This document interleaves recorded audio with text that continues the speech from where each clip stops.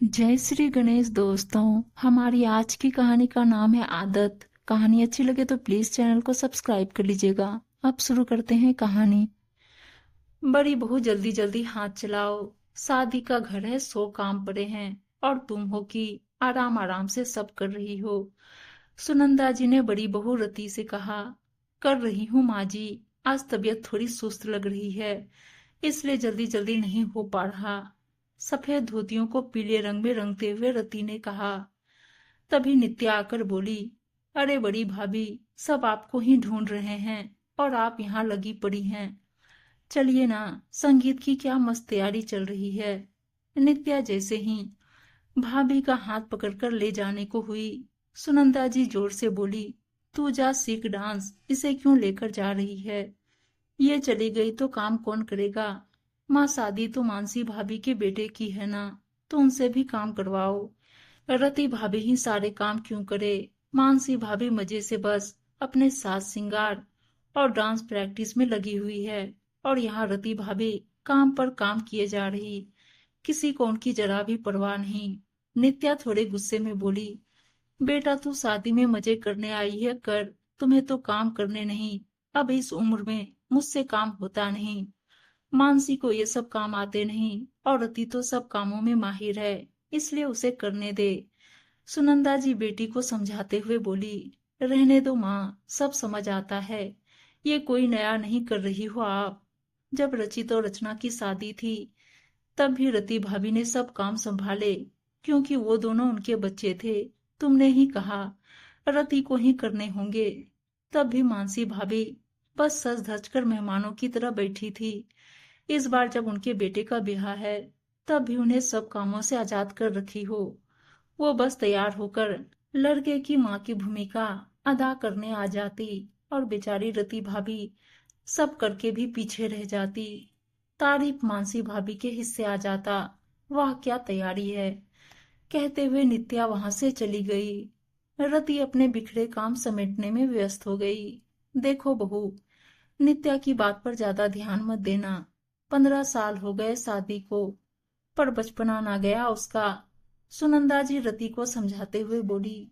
रति कुछ ना बोली, जानती थी इस घर में उसकी वैल्यू मानसी से कम ही आंकी जाती है। अमीर घराने की मानसी काम करने की आदत नहीं रही। संजोग से पति निहाल की नौकरी ऐसी कि सारे ऐसो आराम मिल रहे थे, पर रति का पति निशांत ऐसे ही किसी कंपनी में नौकरी करता था। तनख्वाह भी ज्यादा नहीं थी, पर रति सब कुशलता से संभाल रही थी। मानसी जब तब सुनंदा जी को तोहफे देती रहती, जिससे वो मानसी के गुणगान गाती और उसे ज्यादा काम करने ना कहती।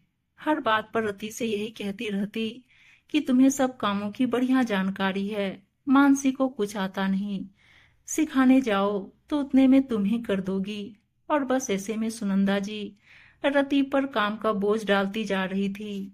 रति ने अपने बच्चों की शादी में भी खुद ही सब कुछ किया। मानसी ने जरा ना सहयोग किया, बस उसका सारा ध्यान खुद पर रहता था। ऊपर से बातें बनाने में माहिर, तो मीठा बोल सबके साथ घुल मिल जाती और तारीफ बटोरती रहती।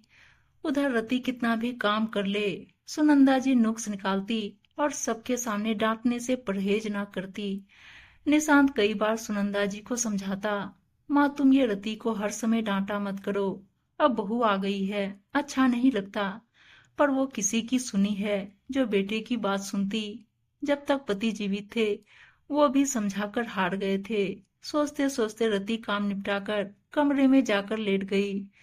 कमर में दर्द हो रहा था। तभी उसकी बहू कमरे में आई और बोली, मम्मी जी आप इतना काम क्यों करती हैं। दादी जी भी बस आपको ही बोलती है, लाइए कमर में दवा लगा दूं। बेटा जब परिवार में सब साथ में रहते हैं तो ये सब चलता रहता है, किस बात पर नाराज होकर बैठ जाऊं, तुम ही बोलो। रति आह भरते हुए बोली। तभी मानसी किसी काम से रति के कमरे में आई तो उसे लेटे देख बोली, दीदी आप यहाँ हो, माँ कब से आपको बुला रही है, जाने कौन सी रस्म अब करनी है। मानसी मेरी तबीयत ठीक नहीं लग रही, तुम कर लो खुद से, माँ जी से पूछकर। रति आंखें बंद कर लेटे हुए बोली, हाँ चाची जी, अभी अभी मम्मी के कमर में दवा लगाई है, उन्हें आराम करने दीजिए। बहू ने कहा, क्या कहा? तबीयत खराब लग रही है, ऐसे कैसे? शादी के इतने काम करेगा कौन? शादी के घर में बीमार पड़ने से कैसे काम चलेगा? सुनंदा जी बिफर पड़ी। जैसे ही मानसी ने उन्हें रति की तबीयत खराब का जाकर बताया, वैसे भाभी, रति भाभी को देखकर आपने भी कुछ सीखा ही होगा। माँ के हिसाब से तो आपको सारे रस्मों रिवाज की जानकारी रख बेटे का ब्याह करना चाहिए। क्यों माँ? नित्या यहाँ आकर उनकी बातें सुन बोल पड़ी। पर मैं कहाँ सब जानती हूँ, कभी किए ही नहीं। मानसी ने कहा, कौन ऐसे करता रहता है भाभी? करने का मन हो और जरूरत हो तो करना ही पड़ता है। फिर माँ है ना बताने को, और मुझे भी जितना याद है बताती रहूंगी। पर आप कुछ काम करिए तो सही, नित्या ने कह दिया। सुनंदा जी को भी समझ आ रहा था ये सब उनकी ही लगाई आग है, कहीं बेटे भी बोलने न आ जाए। ये सोचकर उन्होंने मानसी से कहा, वैसे बहू, नित्या कह तो सही रही है, बेटे के ब्याह के लिए कुछ काम तो तुम्हें भी करने चाहिए, नहीं तो सीखोगी कैसे? मानसी को भी लगा बेटे का ब्याह है, रति भाभी पर आश्रित रहने से कहीं दिक्कत ना हो जाए।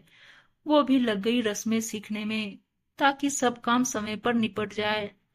उधर जब रति को ये पता चला कि मानसी काम कर रही है, तो वो मन ही मन नित्या का धन्यवाद कर रही थी, क्योंकि उसने ही कहा था, भाभी आप जितना करोगी उतना सब आप पर थोपते जाएंगे। माँ को तो देख ही रही हूँ, अब जो करना वो आपको ही करना होगा, नहीं तो ना पहले शादी में मजे कर पाई, ना इस बार ही कर पाओगी। रति ने भी अपनी क्षमता से ज्यादा काम का बोझ लेकर खुद को बीमार कर लिया था। उसे भी लग गया कि वो बस कहीं काम के चक्कर में शादी में शामिल ही ना हो सके। और वैसे भी माँ जी की तो आदत हो चुकी है मुझसे काम करवाने की। इस आदत के चक्कर में मैंने बहुत समय बर्बाद कर दिया, पर अब और नहीं। और इस सब से आजादी नित्या की वजह से ही मिली। उम्मीद है दोस्तों कहानी अच्छी लगी होगी, और अच्छी अच्छी कहानियां सुनने के लिए चैनल को सब्सक्राइब और वीडियो को लाइक शेयर जरूर कर दीजिएगा। धन्यवाद दोस्तों।